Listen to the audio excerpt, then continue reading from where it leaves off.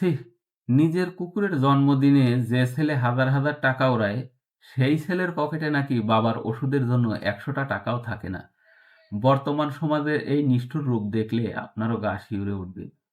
আজকের গল্পের নায়ক রাহুল। শহরের নামি-দামি ব্যবসায়ী। বিশাল অট্টালিকায় বন্ধুদের নিয়ে চলছে জমকালো পার্টি।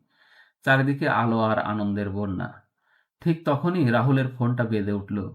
বৃদ্ধাশ্রমের এক অন্ধকার ঘর থেকে তার অসুস্থ বাবা কাঁপা কাঁপা হাতে ফোনটা করেছিলেন। ছেলের কাছে চাইলেন শুধু সামান্য কিছু ওষুধের জন্য টাকা আর একটু সময়।